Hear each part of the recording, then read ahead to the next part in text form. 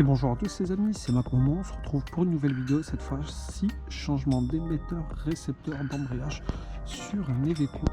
La particularité de celui-ci, c'est qu'il est déjà vendu purgé et c'est un système indépendant, c'est-à-dire qu'il ne dépend pas du circuit de freinage par exemple. Pourquoi je change le mien? Parce qu'il a commencé à prendre du jeu, malgré que, on va dire, j'ai fait une tentative de purge.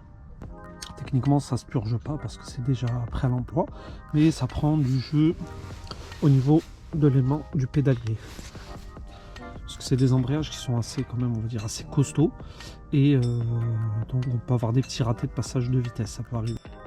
Donc voilà en fait ce qu'on a comme défaut. Donc il fonctionne très bien, il n'y a pas de problème. Le seul truc c'est qu'on commence à avoir un jeu au niveau de la pédale, donc ça en fait ça fait perdre au niveau de l'efficacité au niveau de l'embrayage, c'est-à-dire vous pouvez avoir des fois des problèmes de passage de vitesse.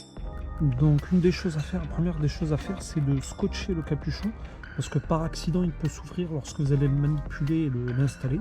Donc ça serait peut-être de perdre l'huile et de le désamorcer. On a un petit quart de rotation à faire et enlever les petites accroches. Donc assez simple, et il y a je crois 2 boulons à démonter. Donc on va commencer par déboîter cette partie là. Donc c'est le téton, hein. Donc pour déboîter, on va déclipser celui-là. Là. Bon, c'est un peu froid, donc les raccords sont durs. Petite rotation, bim. Hop. Vous voyez, c'est carrément enlevé tellement qu'il est mort. Donc une fois enlevé le système du téton, je vais nettoyer simplement le téton là. Parce qu'il y a une graisse neuve dans le nouveau, donc faut pas venir la polluer. Donc là, on peut soit démonter les 4 vis, soit faire une rotation de l'émetteur, plutôt récepteur. Hop, vous voyez, juste un petit quart de tour. Hop, et ça s'enlève. C'est quand même assez fatigué. Hein. Donc voilà, là je vérifie que les 4 vis sont bien serrées, qu'il n'y ait pas de jeu. Hein, parce que c'est quand même une pièce où il y a une très grosse contrainte. Donc là, si je fais le choix de ne pas changer cette pièce, il faut que je démonte cet élément qui permet en fait de tenir la tige pour faciliter le montage.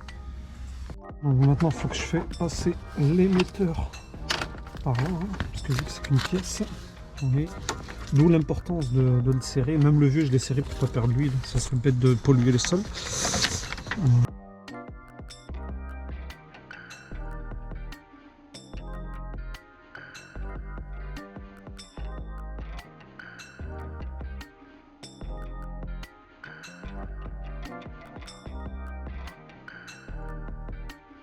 J'ai rapporté mon câble, je l'ai fait passer, enfin mon conduit, je l'ai fait passer comme il doit être, hein, par les attaches, c'est assez simple à faire.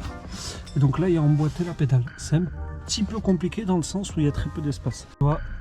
Je dois mettre, comme vous pouvez le voir, l'émetteur à ce niveau là, dans le petit téton. Opération pas très compliquée mais très serrée, je vais essayer de vous le filmer.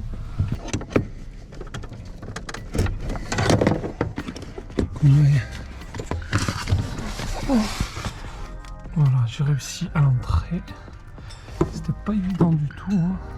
J'ai réussi avec, on va dire, un tournevis plat. Vous voyez, ça dégouline un peu de graisse tellement qu'il y en a. Donc là on est dans l'axe, maintenant il faut l'emboîter.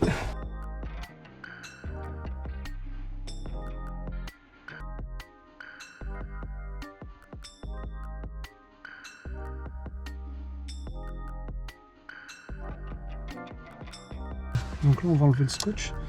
Alors en enlevant le scotch, on va faire super attention à pas enlever le capuchon bien sûr, sinon on va perdre de l'huile. Pourquoi il faut enlever le scotch? Parce que là il y a comme une prise d'air. Donc il faut absolument enlever le scotch. Ils l'ont pas mis pour rien. Donc au niveau du résultat, ça n'a rien à voir. On peut voir que le jeu est minime par rapport à ce qu'il y avait avant. Donc là on aura un bon débrayage.